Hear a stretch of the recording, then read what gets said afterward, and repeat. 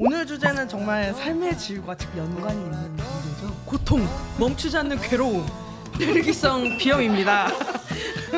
제일 큰 기준은 사실은 이게 반복성인지. 왼쪽으로 누우면 오른쪽이 뚫렸다가 오른쪽으로 누우면 왼쪽이 뚫렸다가 똑바로 누우면 깜켜버리는. 예민하시군요. 아유, 잘 못하겠는데요. 죄송합니다. 뭐 제일 좋기로는 이렇게 멸균 식염수를 사용하시는 게 네. 제일 좋긴 하고요. 처음에 시도가 중요한 것 같아요. 너무 처음부터 세게 하시려고 하지 마시고. 제가 먼저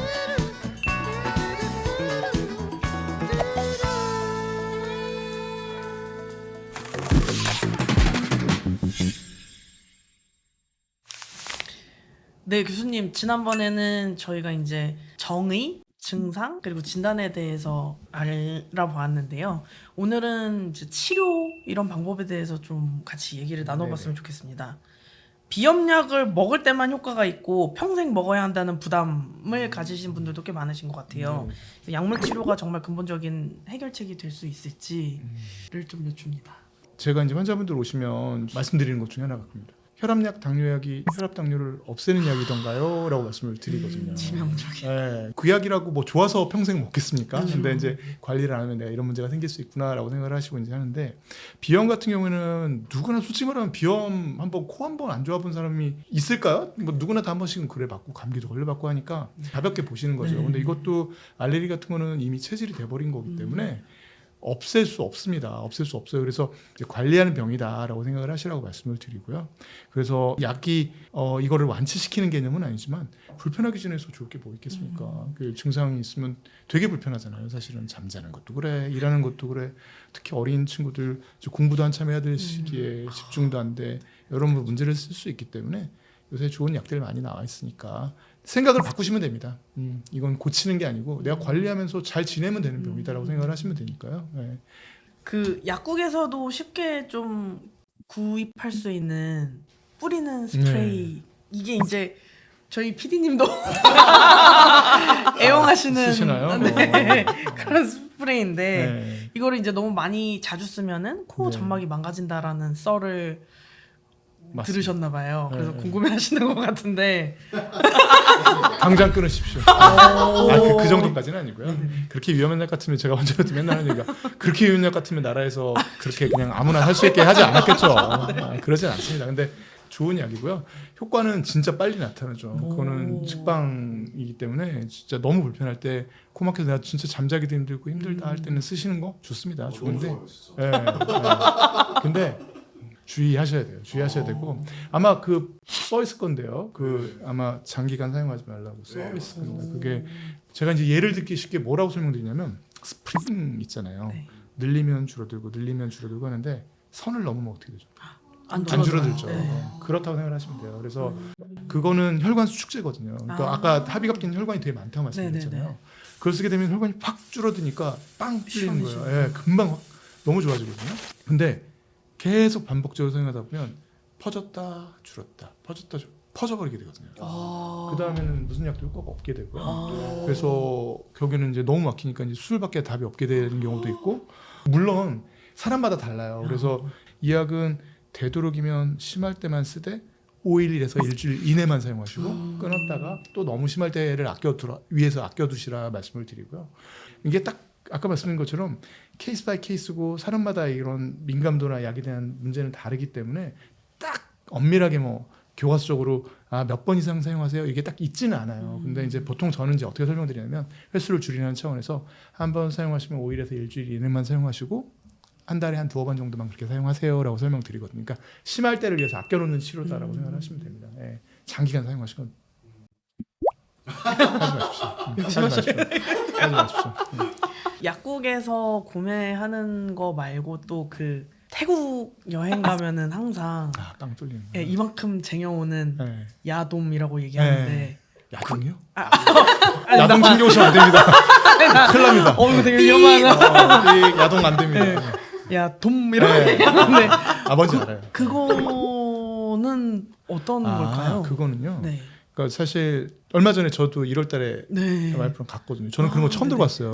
뭐 야돔을 산대 그러죠. 이게 뭐지? 그랬는데 공부하는 애들 이렇게 네. 코 막히고 그러면 네, 하는 네, 거라고 그러더라고요. 근데 이제 아마 저는 잘은 모르는데 멘톨 성분일 겁니다. 근데 멘톨 아시잖아요. 이렇게 바르면 네. 시원한 느낌. 네, 네, 예. 네. 그래서 사실 뭐 그것도 연구들이 많이 돼 있지는 않은데 멘톨 성분이 이제 약간 그 통각을 좀 민감하게 해가지고 네. 빵 뚫리는 느낌을 주는. 느낌. 그래서 그래서 이제 영구적인 차원에서 하는 거지만 코에 저항 같은 거를 실제적으로 임상에서 많이 쓰지는 않는데 네. 그런 테스트를 해보면 저항이 바뀌진 않아요. 그러니까 기류가 확 좋아지진 않는데 네, 네, 네. 확 민감하게 느끼게 만드는 거죠. 그래서 빵 뚫리는 느낌을 주는 거죠. 그래서 좀 시원한 느낌.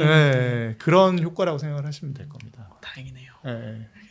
비염약 아까 이제 스프레이 얘기해 주셨는데 뭐 알레르기약 같은 거를 이제 비염약처럼 계속 이제 먹게 되는 경우들이 있잖아요. 네네. 이런 약들은 매일 평생 먹어도 괜찮을까요?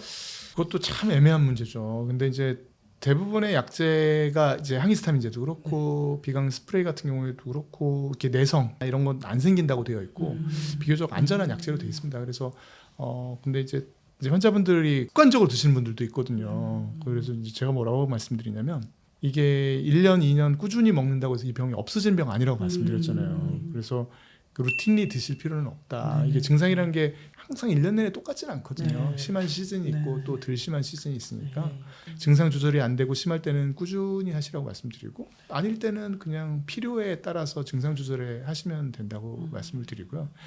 본인 증상은 본인이 제일 잘 하시니까 네. 그렇게 맞춰 사용하시면 될 것 같습니다.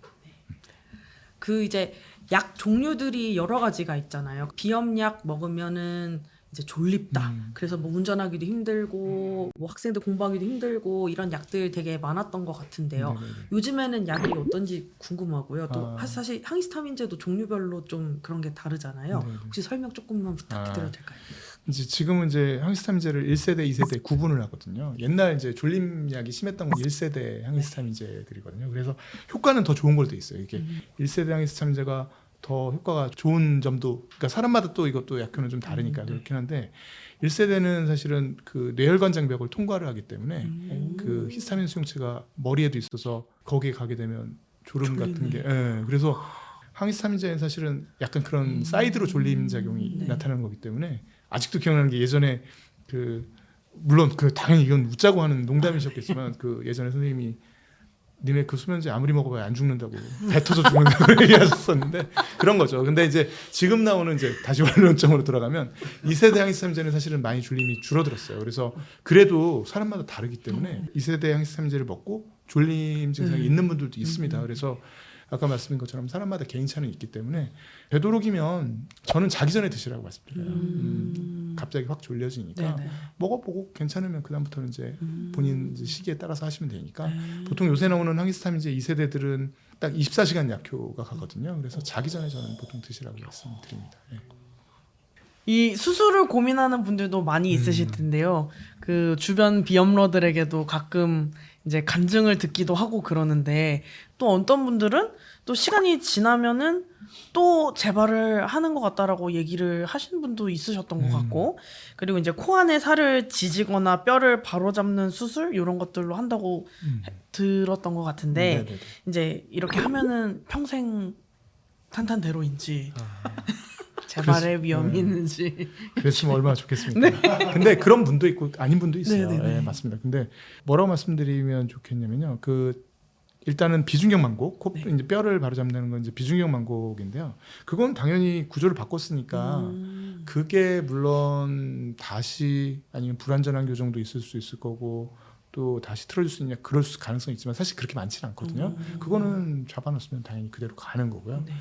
근데 이제 아까 재발이라고 얘기한 부분은 아마 합의갑계 그게 이제 제일 심하게 부종을 일으켰다가 네네. 주로 축소되는 부분이라고 말씀을 드렸었는데 특히 비율을 일으키는 부분이라고 말씀드렸었는데 요새는 뭐 고주파 치료기라든지 아니면 절삭기를 이용해서 축소시키는 수술들을 많이 합니다. 하면 증상 같은 경우는 그 평균이기 때문에 이게 모두한테 적용이 되긴 힘들겠지만 일반적으로 뭐 30% 이상 좋아지는 환자의 비율이 한 80% 이상 된다고 얘기를 하고요. 증상 점수 같은 경우는 한 5, 60%는 다 개선이 된다고 얘기를 합니다. 그리고 그러면 언제까지 좋아져? 아까 이제 큰 질문 중에 하나가 그거였는데 한 3년까지는 유지가 되더라라는 얘기 있어요. 그럼 4년은 5년 이제 사실 이제 그런 부분들이 좀 어렵죠. 게다가 환자분들도 좋아지시면 잘 안 오시거든요. 네. 그럼 뭐 어쨌건 3년까지 정도까지는 그래도 효과가 유지가 되더라라는 얘기들은 있습니다. 그래서 그럼 이유는 뭘까요? 다시 나빠지는 분도 분명히 있다는 뜻인데 네. 아까 얘기하신 것처럼 당연히 이제 수술이라는 거는 저희 환자분들한테 설명드릴 때도 구조를 바꿔주는 거지 체질을 바꿔주는 건 아니거든요. 알레르기 갖고 계시니까 아시겠지만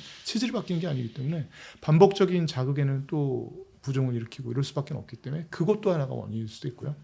또 하나는 이제 또 여기에 또 적응이 되는 거죠. 그래서 알레르기 체질이 바뀌는 건 아니기 때문에 약 먹는 횟수나 중증도는 분명히 좋아지실 겁니다. 근데 심할 때 약 먹어야 되는 부분들은 또 분명히 있을 수도 네. 있고요. 그런 부분들을 이해를 하고 들어가셔서 충분한 약물 치료를 하시고 그거에 이제 충분히 고민을 해보시고 수술하시라. 그리고 하시면 아까 말씀드린 것처럼 좋아집니다. 좋아지고요. 근데 뭐 어떻게 하겠습니까? 너무 불편해가지고 잠자기도 힘들고 그러면 하셔야죠. 네. 그리고 좋았습니다. 네. 근데 분명히 일부에서는 다시 나빠지는 분도 있고 그런 거는 그런 이유 때문에 그런 거기 때문에 그래서 교과적으로도 딱 재수술의 시기가 정해져 있지는 않는데 그래도 1년 정도 후에는 재수술도 해볼 수 있다. 고주파 치료를 축소시키는 것들은 네네네. 이렇게 아주 공격적인 침습적인 수술들은 아니기 때문에 그렇게 설명을 하고 있습니다. 수술 종류가 다양하다 보니까 간증들이 달라지는 그렇죠. 그게 네, 좀 있었던 것 같습니다. 근데 이제 체질을 바꿀 수 있는 부분은 아니기 때문에 그런 부분이 좀 어려운 거죠. 사실. 네. 생활환경 관리도 중요하다 이런 얘기를 많이 들은 것 같습니다. 특히 이제 뭐 진먼지, 진드기 이런 게 원인인 경우에는 네. 뭐 침구류 세척이라던가 뭐 바꾸고 뭐 이런 내용들 되게 많이 들었던 것 같은데요. 요즘에 공기청정기 많이 쓰지 않습니까? 공기청정기가 실제로 좀 도움이 될까요? 이런 부분에서도? 도움은 되겠죠. 당연히 개체수를 좀 줄일 수 있으니까. 그래서 네. 뭐 특정 브랜드를 얘기하면 안 되지만 뭐 그런 거 있잖아요. 침구류 뭐 이렇게 커버 씌운 뭐 예쁜 여배우 나와서 하시는 또 뭐 여러 가지 있습니다. 그래서 뭐 또 진먼지기 없애는 살충제 같은 거 얘기도 있고 이제 다만 헤파 필터 그러니까 좀 강력한 네네. 헤파 필터가 들어 있는 거를 쓰라고 일단 권고를 하고요. 그래서 이제 연구 같은 걸 보면 하나 했을 때는 크게 효과가 별로 없더라. 증상 개선 효과가. 그래도 해주는 게 나쁠 건 없습니다. 근데 이제 엄마의 손이 많이 가는 거죠. 뭐라고 돼 있냐면 침구류 55도 60도 되는 물에 빨아가지고 햇볕에 널어서 말라라. 일주일에 한 번은. 어머님들 일하시면서 그거 쉽지 않죠. 당연히 나쁠 건 없겠죠. 뭐 우리의 원인이 되는 물질들을 줄여주는 거니까. 근데 그거 하나로 사실 증상 개선 효과를 보기가 쉽지 않은 경우들이 많기 때문에 단기간의 효과를 보고 불편함을 덜기 위해서는 결국엔 약물 치료가 병용이 되면서 하시는 건 좋죠. 그래서 대신에 너무 무리해서 그것만 하지 마시고요. 약들도 안전하니까 그걸 하시면서 내가 할 수 있는 한에서 줄여주는 노력을 같이 하시는 건 좋겠죠. 그 요즘에 강아지, 고양이 기르시는 분들 되게 많잖아요. 반려견, 반려묘. 자식처럼 키우시는 분들도 있으시고. 근데 이제 그런 분들이 어떤 강아지, 고양이 때문에 발생하는 뭐 알레르기 또는 비염 가지고 계신 분들 되게 괴로워하실 것 같은데 그런 환자분들 혹시 보신 적 있으신가요? 두 분은 혹시 안 키우세요? 저희는 안 네. 키우는데. 저희는 고양이 키우거든요. 고양이 네. 4마리 키우거든요. 너무 부러워요. 나만 고양이 없어. 저희 4마리 키우는데 저희 딸이 약간 알레르기가 있어요. 그래서 고양이 괜찮을 땐 괜찮은데 막 눈 이렇게 막 부어가지고 막 비비고 이런 때가 있는데 저는 다행히 증상은 없고요. 아직도 기억나는 게 그 여자분이었는데 환자분이 걔 안 키운다 그러면 아마 엄마 아빠가 저보고 나가라고 할 건데 이런 얘기를 하시더라고요. 그러니까 쉽지 않습니다. 그래서 요즘 같이 이제 가족같이 돼버렸는데 그거를 안 키운다는 게 사실 어렵고 그래서 결국에는 여러 가지 방법들을 쓰죠. 뭐 되도록이면 자기가 자는 침실에는 들이지 않는다든지 이제 그런 방법들을 쓰고 특히 고양이는 저희 고양이는 잘 안 씻거든요. 냄새가 잘 안 나서 잘 안 씻기는데 걔들은 이제 자주 씻겨주고 이런 것들은 하시는 게 좋으니까요. 그래서 그런 항원 물질이 될 만한 것들 그러니까 자주 빗질 같은 거 해서 털이나 이런 비듬 같은 게 날려서 이제 이런 물질들을 만드는 거니까 그런 것들을 줄이는 노력들을 하시는 거는 원론적인 얘기를 드리자면 회피하는 게 제일 좋습니다라고 말씀드리지만 참 쉽지 않은 부분인 게 사실입니다. 뭐 저희 집에서는 고양이니까 저보다 더 미라서 마지막으로 코 건강에 좋은 습관 하나만 꼽으라면은 어떤 게 있을까요? 너무 지겨우신가요? 고세척 하십시오. 네, 하루에 2번 식염수 고세척. 네. 아니, 그러니까 불편하지 않은데 미리 하라고는 하지 않겠습니다. 근데 이제 불편하신 분들은 하시는 게 그게 제일 좋고요. 비염이 있는 분들은 이제 과민성이 있다고 네. 말씀드렸잖아요. 누구나 다 겨울철에 밖에 있다가 안에 들어오면 누구나 다 콧물 나거든요. 네. 찬바람 쐬고 있다가 밖에 나가면 마찬가지고요. 그래서 되도록이면 이제 그래서 온도도 뭐 일정하게 유지하고 습도도 이렇게 일정하게 유지하라고. 그래서 냉방도 여름철에 너무 세게 하지 말고 네. 겨울에 난방도 너무 세게 하지 네. 마라. 그다음에 습도, 가습기 같은 거 얘기하신 것처럼 55도나 60도 정도로 유지해라.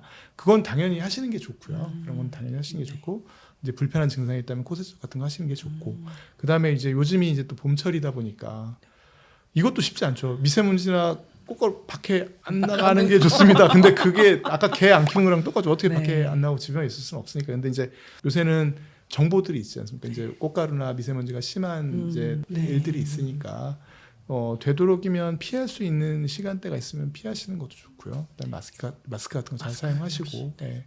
그게 가장 좋지 않을까 생각합니다. 매일 휴지를 달고 살며 머리가 멍해지는 고통 가운데 살고 계시는 비염러들에게 저와 같은 비염러들에게 희망의 한마디 혹시 해주실 수 있으실까요?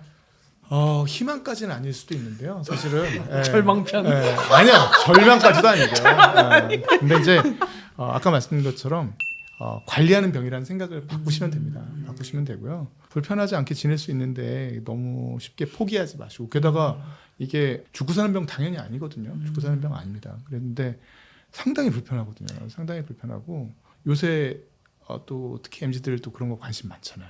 검색해 보면 뭐 집중력, 수면, 심지어는 뭐 과잉행동 이런 거랑도 관계가 있다는 얘기도 있거든요. 심지어 우울증, 알레르기 비염 있는 친구들이 통계적인 얘기긴 하지만 그렇지 않은 분들이 그래서 1.7배 정도 우울증도 더 많다고 그러고, 당연히 사회생활하기가 불편하니까요. 맨날 코 풀어야 돼, 코 막혀 힘들어. 그러니까 아무래도 사회적으로도 고립도 되고 이런 부분들이 생길 수 있거든요.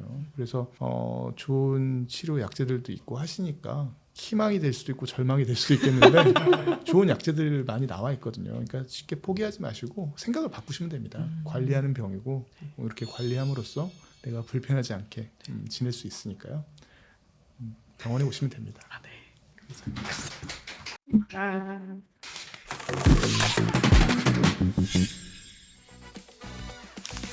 네, 오늘 강주환 교수님 모시고 비염에 대한 의문의 답을 들어보는 시간을 가졌습니다. 네, 오늘 함께 해주신 이비인후과 강주환 교수님 너무 감사드립니다.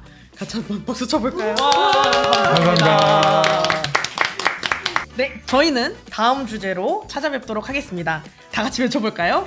의문!